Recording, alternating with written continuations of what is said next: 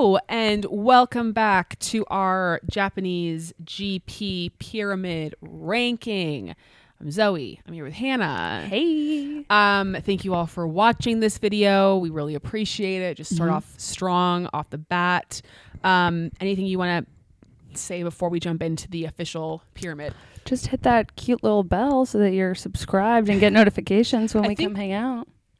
I think we could eventually have people share what they think should be on the pyramid going forward. I think that could be fun. Like if there's anything that pops up over the week that you're like, oh, this deserves to be fourth on the pyramid ranking or third, or even if it's something random, like a piece of social media content or whatever it is. Yeah. Please share with us. Yeah. And then in the comments, let us know what your final pyramid is. Exactly. Okay, let's get it going. Bottom of the pyramid, as a reminder, these are the worst performers of the weekend. The 4 worst teams, drivers, really anything at all is eligible for these different categories. First on the bottom is Williams. Yeah. Tough time. I mean, not only they repair the chassis from Australia, they bring it to Japan, then they give it to Logan. Then Logan crashes in free practice 1, but he doesn't just destroy the chassis. Thank God for his sake. Yeah. And the team. And then Alex crashes in the opening lap. And it's just bleak times. It really, really is. And I feel bad for the engineers who have to continuously repair, of course, all of this, because not only are they trying to, they're trying so quickly and so desperately to make the spare one, of course, but they're having to constantly repair the current ones as well. And I just there's just a lot of fire drills, so many. And I just feel like for all involved, they need a clean weekend where nothing gets damaged and everyone's fine, and they just keep it clean on the track, because I hope they're getting paid overtime. I hope they're getting paid very well, because very stressful. They are booked and busy. Yeah, it's been tough. And then when Logan went off the track, it's just they're all holding their breath. Like, I know. Oh my God. So very different. And this is what I'm talking about as it pertains to like last year. Everyone talking about Alex and how great he was, and he was great. I don't want to take anything away from that, but how quickly the conversation can shift. And it's not even because Alex has done poorly, right? It's just if the team's a little off, it totally affects how you're perceived as a driver. And right now, I don't know that Alex is in the conversation. Maybe he is, but I don't feel like he is in the conversation as much as he was for these other seats, because Williams just hasn't. And part of it is his own fault. I mean, obviously the crash in Australia wasn't great. The crash in Japan wasn't necessarily his fault, but it's been unfortunate. Tough. But as we know, it could all change at China. Can all change in China. That's going to be the name. Change in China. Love alliteration. Things are going to change in China. Okay, next bottom on the pyramid is Mr. Lance Stroll, who just had a tough weekend. Lance has done pretty well so far this season. I would say he's been right there with Fernando, but this week just wasn't really it for him. No. Out in Q1, P16, his teammate qualified P5. Not great. He's just kind of struggled in the race. He was right behind Yuki for that final points position, but couldn't pass him. And then they just chose to pit again to put him on soft tires. But then he just couldn't make up the ground. Yeah. Finished P11, right? Yeah. I'm pretty sure. And, just... Spicy on the radio. Just wasn't great from him. No. Kind of all around. And... He finished P12. Ooh, who finished P11? Hulkenberg. Oh, really? Okay. So, yeah. I just, it wasn't the best. And they brought upgrades this weekend, which I think, were supposed to obviously help him out. It's always ironic. I know. It happens all the time. Yeah. So here's to a better week going forward for you, Mr. Lance Stroll. Amen. All right. Next on the bottom, we have Pierre Gasly, who is quietly suffering. Who was quietly suffering, Yeah. is having just a really terrible time. And it is just funny. And maybe it's just my social media feeds. Maybe it's just what I'm seeing on the internet, but it's just, I don't feel like it's really discussed at all how truly terrible of a season he's been having. It's so bad. And not necessarily his fault, but like, it's just been Alpine's really had a rough go. I mean, out-qualified by his teammate every single time. Yeah. He DNF'd in Saudi. Yeah. He didn't have a very great race in Australia. I think he did have damage in the race this weekend. Okay. He hit Esteban. Oh, that's right. In the restart, and then I think he had some damage that he's talked about like in his Instagram post. I love when Instagram becomes a place for people to be like, tell their truth. Yeah, exactly. To be like, just FYI, I'm not shit. I had damage. I had some problems, you know. And it's like, okay, yeah. Well, lucky you then. But he was really struggling. Yeah. And I think honestly, like I think he maybe would have finished last had Logan not had his incident. Yeah. His little spinsy. Yeah. And I also it's like such interesting time for them because they have so many celebrity investors. So there's just this like extra, I don't know. It's just weird. Like when you have these celebrities, I don't think there was anyone there this week, but like there's been times where they've just like had a terrible time and, you know, their celebrity investors are watching them, and that's got to be rough. Very, very, very rough. So here's to, again, a change in China. Change in China. I like that. Another person who we're certainly hoping things change for in China is the final person on this bottom tier, and that's Mr. Zhou. Yeah. Who definitely want to have a change in China for him. It's his home race. Home race. First time. We haven't raced in China. Oh, yeah, we've never experienced one. They haven't raced in China since 2019. Wow. So it's going to be a lot of drivers' first time in China, which I think is really interesting. Oh, that's cool. I'm excited for the Chinese fans. Yes. And so this is going to be an interesting one, I think, just because it's been so long since, and it's also a sprint weekend. We didn't even talk about that in the episode, but it's a sprint. And they're changing, for those who maybe don't know, they're changing the schedule of the sprint weekend going forward. So they're going to have, on Friday, they have FP1, and then they're going to have the sprint quali. Then on Saturday morning is the sprint, and then Saturday afternoon is the race quali, and then obviously the Sunday. So it's going to follow the order, because it was kind of strange that you would have qualifying for the race on Friday, and then you'd have, you know, and it kind of eases you into the weekend. Like I feel like it gives people some practice. Then they only have one practice then? Yeah, but that's how it is typically. You're right. But yeah, so only one practice for a lot of these drivers who've never driven here before, or it's been a very long time. Hope they're hitting that sim. Yeah, hit that sim hard. But yeah, Joe, I mean, he DNF'd this week. Has also quietly had a tough go of it. And just deserves a change in China. Okay, third tier. Another person who's really hoping for some change in China is Daniel Ricciardo's luck. Yeah. It's just been, I don't know. Not good. Who has... He didn't even win the unserious race.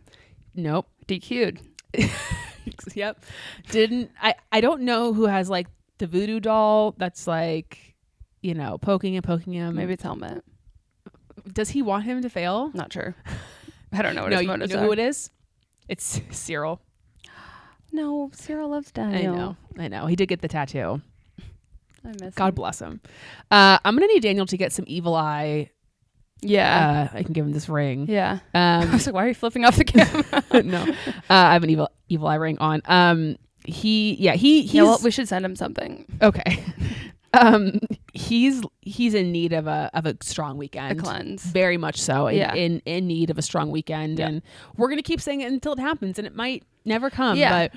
But until the tides change, he's going to be in need of something to change. Just, I mean, better qualifying for him this week. Very close to Q3. I know it's like, it's never, I mean, he probably like is like, hates hearing that. Yeah, like you were so close. Because it's like, fuck you. And, you know, you get out by your teammate and that sucks. But it was a much better qualifying session for him. Yeah. He's getting a brand new chassis. Actually, we didn't even talk about this. Oh, I didn't know this. He's getting a brand new chassis for China, even before the DNF. He was going to have one. We didn't talk about this in the recap. I should have, but I think he's having a lot of concerns about. We talked about this, I think, after Australia, that like something is off with the car. Yeah. They're not sure exactly what it is, and I think again because he's so experienced, like with McLaren when he was struggling, he didn't feel good in the car, right? And so like his problems were because things didn't feel good to him. Yeah. And he's like, it's not the same situation. Like I feel good, I feel confident, but things aren't coming together off. the way that they should be, or the way that I feel like they should be based off of my experience. And so, and there was this story, I think it was Kimi Räikkönen. I could be wrong about, I think it was him, that I can't remember when this happened, but basically he was like struggling, and they ended up finding that there was like a small crack in his chassis that was causing a lot of his problems, but they hadn't found it.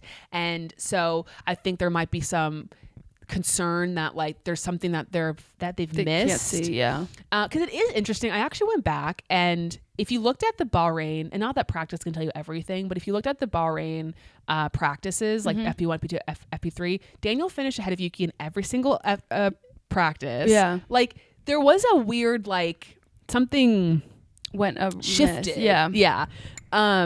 So anyway, he's getting a brand new chassis, and then they're probably going to just like completely do a full evaluation of his actual one. Yeah. That will then become, if it's all fine, that will become the spare one. But just to eliminate any questions. Yeah. You know? So he has won in China before, many years ago, but he has won in China before. Well, it has been many years since we've been there. Exactly. He actually if you're a Daniel Ricciardo fan and you're like a new fan, go and watch China 2018. It is like Daniel Ricciardo masterclass. Really? Yeah. Like overtaking King. It's like really impressive race. Oh, I'll have to watch it. Yeah. It's quite something. So he has done well here before. Okay. Next on the have we ever seen him on a podium before? We have not. No. The last time he was on one was that's what I thought. Monza, I just wanted to make sure when he won. Okay, Haas is the next on the bottom. Not a terrible weekend for them, but not great. Like they K-Mag got out in Q1, Nico got into Q2, but neither of them got points. Like not terrible, but I think because obviously Australia, they both got points. They did super well there. Nico's had like a couple, I think he's gotten into Q3 before, maybe not. It just like wasn't as good as maybe they were hoping for. They've done better.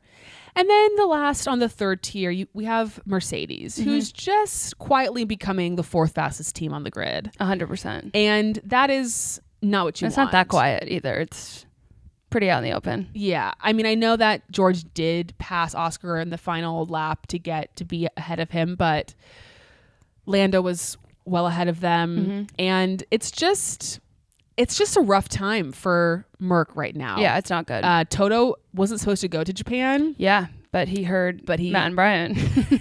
He heard their call. And he said, okay, I guess I got to get my ass to Japan. Which, like, yeah, you do need to get to Japan. I don't know what's going on. I don't pretend to know. Yeah. And he is a smart businessman. But to me, it's just ridiculous that you would not be at a race. I mean, I know that there's like, I think he has it built into his schedule that he doesn't go to like a handful of them throughout the year. I understand, but it's and crazy. Those are the ones that he chooses not to go to. But do we know why?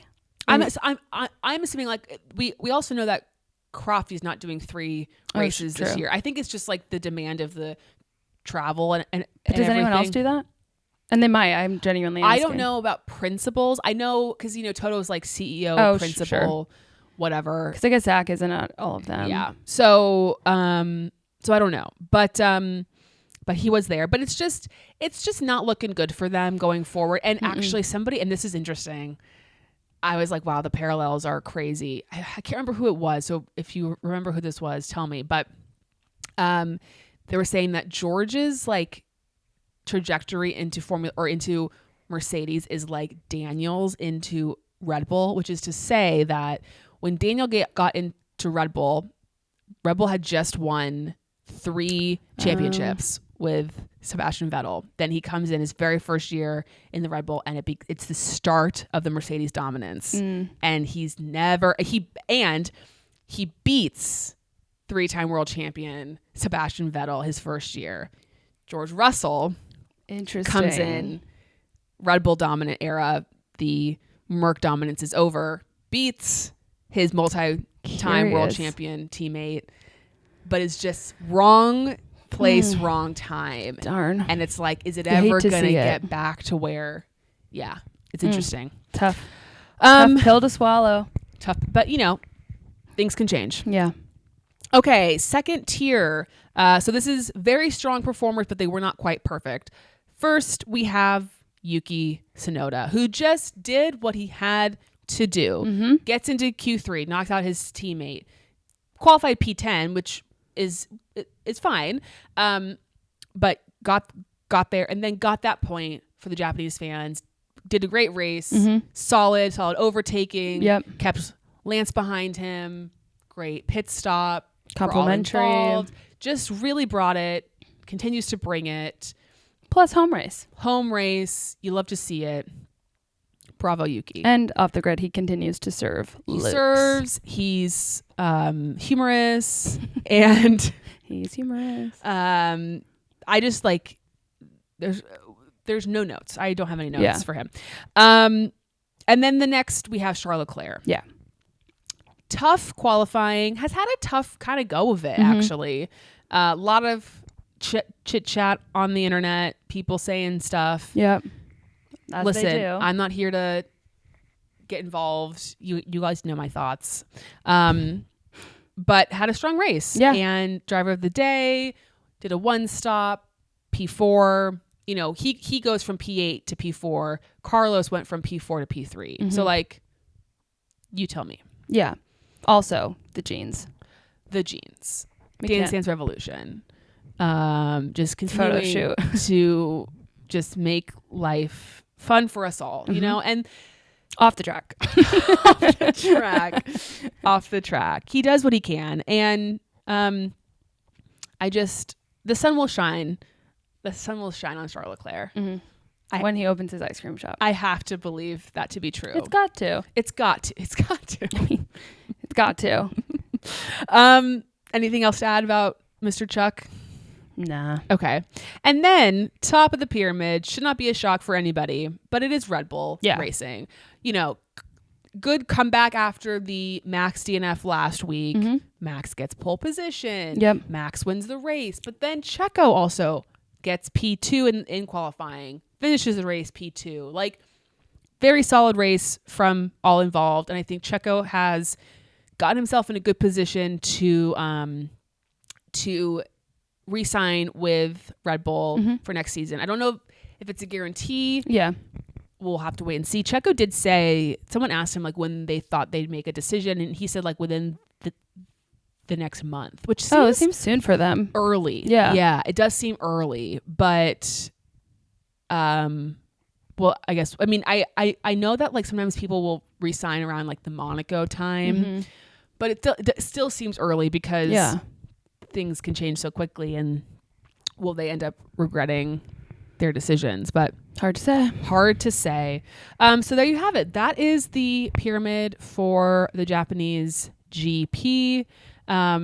Anything else you'd like to add about the pyramid or I don't think so. the race weekend? Here's hoping that we have someone fun on the top. Agreed. With our change in China. Yeah. I'm looking forward to that. I'm looking forward to it too. I think it's going to be. I think it should be the mantra for the next 2 weeks. Change in China. Change in China. Yeah. What can we do for Miami? What's the next makeup in Miami? Sure. Movement. Just I don't know. Let me workshop that for movement. That was dumb. Well, there could be movement in Miami. Mayhem in Miami. Lots to be. We could come up with we should come up with something for every race. Okay. So this one's change in China. If you have any suggestions, comment below. The focus for us for China are the people that need a change. Yeah. Yeah. Right. Now in Miami, it could be mayhem would be fun because it will. Because we'll be. It's not always that. It's kind of a boring race sometimes. Can be. Yeah. Or it has been at least the last couple of weeks. It could also be like McLaren in Miami. Like we could make it like we could come up with like, you know, whose name starts with M? Does anyone name start with M? Michael. Massey? No, I'm talking about the drivers. I know. I'm thinking. There's no M's. No, I don't think so.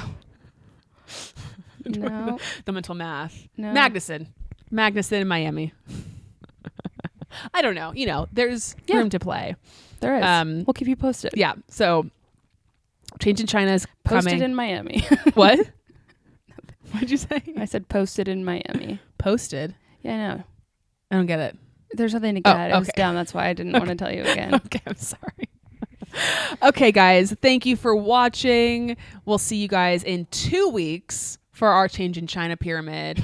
I really dig that. And until then, Enchante!